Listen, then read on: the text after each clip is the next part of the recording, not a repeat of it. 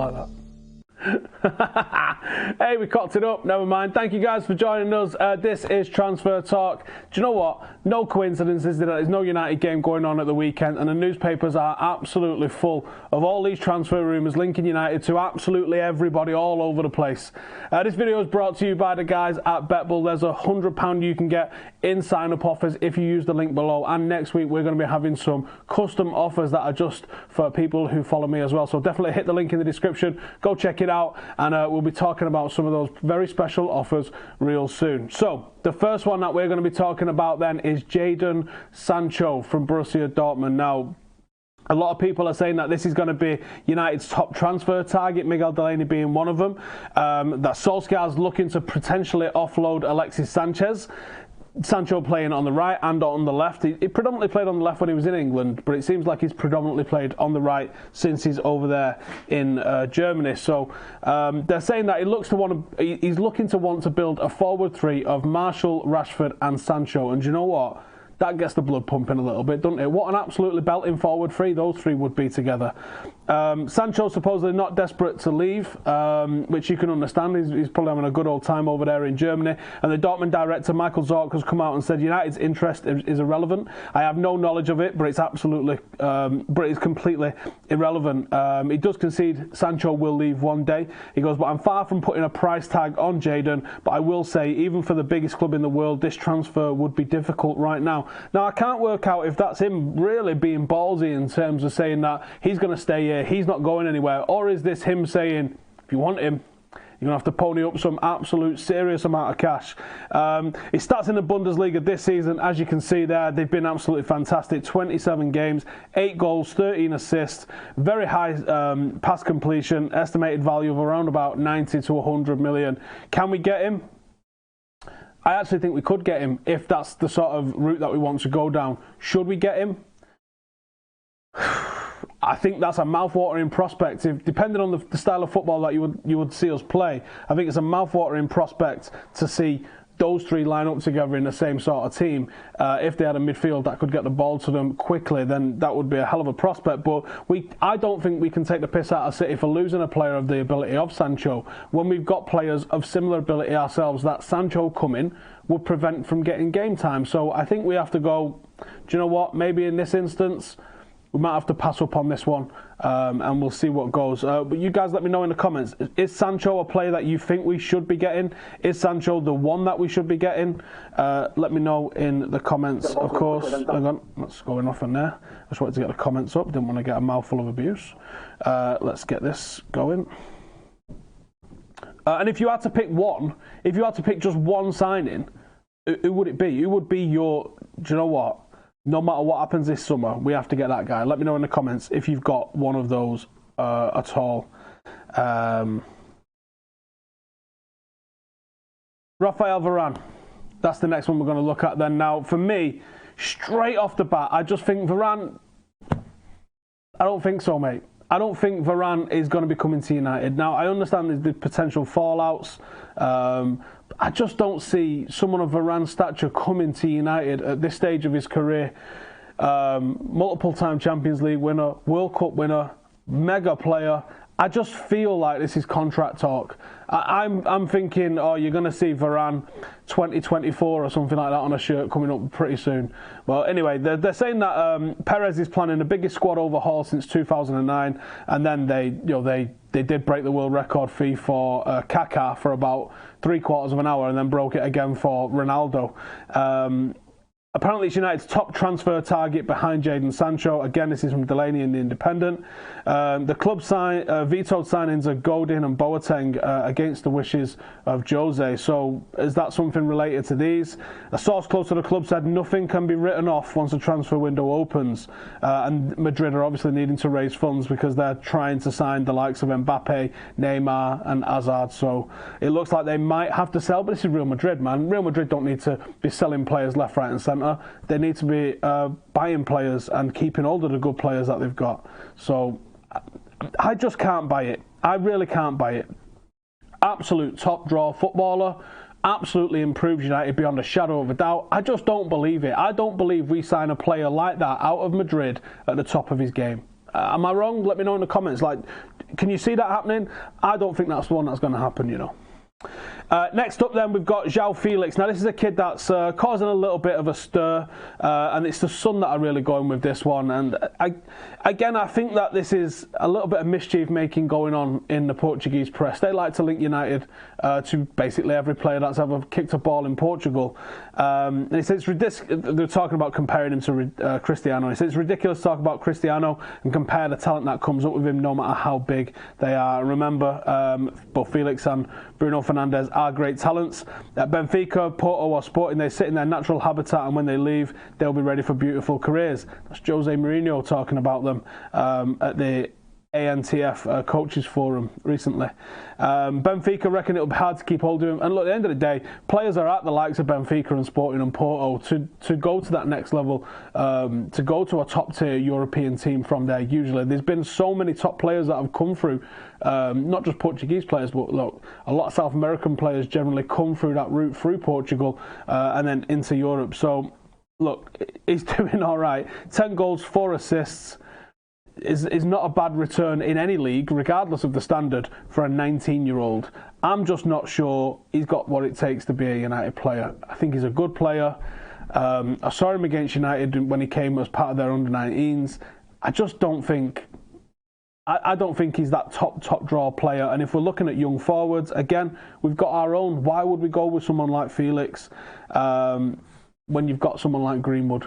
It doesn't make sense to me. It's not a must-need position, and for the money that he's going to cost, they're talking 30 million. I don't think you're getting him for 30 million. I think he's going to be a hell of a lot more than that, looking at the current market, and you can sort out bigger issues for that. I mean, for 25 million, supposedly, this release clause that Alderweireld's got, that's more a pressing position for us, for me. What's Wan-Bissaka going to cost? Probably in that sort of ballpark as well. So that would be where I'll be looking. Now, Koulbaly, a lot of you guys in the comments have said Koulbaly would be the one guy that you guys would all go and get. And do you know what? I'm probably with you on that one as well. This is a top-class footballer, and this is a top-class leader. And Napoli is the sort of place that we could go in and just take their best player from them. Now, they reckon it's going to cost us somewhere between 70 and 130 million is the prices that's being talked about to bring Koulibaly to Old Trafford from Napoli. For me, he's absolutely mint. He's absolutely fantastic. He's recently sacked his agent. I don't know if that's a positive or a negative for making this thing happen. Napoli have been pretty ballsy when they're talking about losing players recently, and they've basically just been throwing out crazy sums of money and then refusing to sell anybody. So, you know, I think there's a deal to be done here, and I think we could probably be refinancing the restructuring of Napoli for a long time. It's probably going to cost upwards of 100 million. Is he worth it? Well, if he delivered a Premier League title, if he has the sort of impact that Van Dijk had at Liverpool, then he's absolutely worth it in my eyes. He would be very near the top of my list. Adesh in the comments says, with 130 million, we can get Varane. Can we, though? Can we go and get Varane with 130 million? Not if you don't want to come, he doesn't. And Madrid is a sort of club where they can reject a bit of that sort of money if they don't want to sell someone. So I don't think you can say, oh, we can just get whoever, especially if they play for Real Madrid. Next up, this guy would be probably very, very, very, very close to, if not the top of my list. Aaron Wan-Bissaka, for me, the best fullback in the league. Loads of people suggesting that United are now planning a summer swoop for him. Those in the Patreon group well aware of what was going on with this one a couple of months ago, I think. He is on United's radar. Whether or not that means we get him or not, well, there's a million moving parts in whether that happens or not, isn't it? Including the player's own attitude.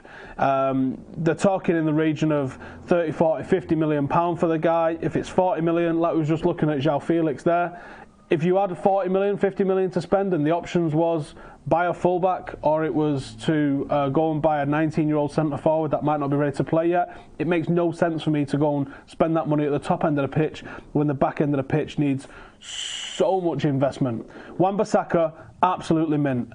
More tackles a game, joint highest than anybody else. 3.5 clearances, 2.2 interceptions per game. Only not played against United this season. How was that for a weird one? I wonder why he didn't play against United, everybody. We don't see enough of him with the ball at his feet in a Palace side that's pretty mediocre at best, but he's a converted winger.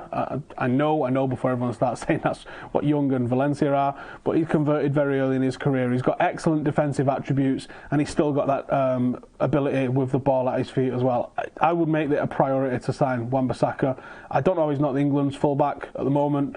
He's absolutely mint, and I would definitely be rocking that one. In terms of the outs, there's all sorts of outs that have been rumoured at the moment. Ander Herrera at PSG is everywhere at the moment, and that's one that people can't stop talking about. Marcus Rojo, another one that's likely to be going. He's going to train with Estudiantes, and I don't think we just let people just train over wherever they like without any thoughts to it. Darmian to Juventus looks like he's going to be some sort of a paid loan deal. Obviously, can see that happening. Can't even believe Darmian's still a United player. And then obviously there's Alexis Sanchesz. There's even talk of him returning to Arsenal. Don't think that one's going to happen. I think United are going to struggle to offload someone like Sanchesz because of the wages that he's on. There's also talks that Wan-Bissaka could be going to Barcelona. Again, that's from the Sun, so take that with a pinch of salt. But there's tons and tons and tons of rumours about players going. And like I said, it seems to be the obvious ones. What we've not mentioned here is Antonio Valencia. You know, his old man's pretty much confirmed that one is going. And I can definitely see that that's the case. It felt like a farewell to Rojo the other day when he came on, I thought, against Watford. It really did feel like it was getting a bit sentimental, and that was him going to be off on his bike. Harry Maguire is a possibility, says Dan Thomas. Rabiot, Decor, Lozano, Koulbaly, saving money for the centre-back. Yeah, I think you've got to go and cherry-pick the top of your league. That's why I would like to see us get Koulbaly. And I've been going on about Neves and even Doherty. There's a ton of players inside the Premier League that we could go and poach from other clubs that would improve us immeasurably. And I said Alderweireld is on that list for me. Could we get two centre-halves? De Ligt isn't someone we've spoken about. I think that there's a good chance that if he does leave Ajax, he's Barcelona bound with Frankie de Jong. Daniel says Sancho's a kid, fuck's sake. What's that got to do with anything? I think he's the top assister in Europe's top 5 divisions. Does that classify by age? No, it's just he's the top assister or something. So, you know, he's mint. Simple as that. Take Madrid's silly money for Pogba and rebuild the midfield if they offer silly money for that. Drew says Ndidi or Ndombele. Ndombele I would go with ahead of Ndidi, but Ndidi would be, again, someone that I would consider. Look, there's so many top players that we could get that definitely improve what we're doing, that you just like to see us just go and attempt to do it. The fact that we could be going into another decade with Smalling, Jones and Young still at Manchester United is mind-blowing, isn't it? Absolutely mind-blowing. Sancho is saying Alex. Umtiti, yeah, I'm not feeling Umtiti, to be honest. Louis says if we get two centre-backs, we should probably have two centre-backs out. Love Tillman at United, says Scott. Yeah, I think, you know. Dion says if you're good enough, you're old enough. Correct. Alderweireld says, Adam, what about him? Like, you just put a question mark. I don't know if you're questioning whether I like him or are you saying what about him? Gallock says, Sancho's stats are amazing, but you need to consider that Hudson-Odoi shone 100 times brighter in 2 England games. Hudson-Odoi's not played much football this season. Maybe he was better rested. And again, Hudson-Odoi, are we really going to go and spend money on someone else's academy cast-off, regardless of how good they could be, when we've got our own that we could be blocking up? Sancho's gone out there and proven it. Hudson-Odoi's still yet to prove it. Mental that he's even getting starts for England at this time. K-Town says, Doherty at 27 could be a good pick as it allows Dalot and Laird to progress. Yes, and I think that could be, if they're talking about a clear-out, maybe someone in the press has heard that there's going to be a clear-out. Maybe someone in the press has heard that United are going to get shut of a right load of players and just assume that means a right load are going to have to come in. Maybe they've got their eye on a load of academy players coming through. The likes of Garner, Chong, Gomez, Greenwood, Laird. Maybe that's what they're thinking instead. I'd rather Sancho than Odoi any day, says Maya. We need Koulibaly and Varane this summer. Mate, you're not getting Koulibaly and Varane. You're talking about fucking £300 million spent in the defence in one summer. Sorry, mate, that is not in the slight bit realistic. Any more chat on Coutinho? I hope not. Because that's just got to be a load of rhubarb as well, hasn't it? Really? Of all the positions that we need, is Coutinho someone that you go, actually, that's exactly what United need? Not at all. And again, we're getting the cast-offs from somebody else rather than going, he's the best player and he's currently in form. Yeah, we'll have that. Tariq says, good job, love your work. Thank you, brother. Is Partey's clause... If Partey's clause is what's being reported at 50-60 million, he's a no-brainer. I need to go and watch a bit more of Partey, to be honest. What I've seen of him is good, but I haven't seen enough. But I will be doing a scout report on him in the next couple of weeks. So let me know in the comments if I'm going to do a scout report. I'm probably going to do 5, I reckon, before the end of the season. So which 5 players would you like to see me do a scout report on? Let me know in the comments. I'm going to wrap it up there. Thank you guys for joining us. Make sure to subscribe if you're new and go and check out BetBull with the link in the description. And I'll see you in the next one. Laters.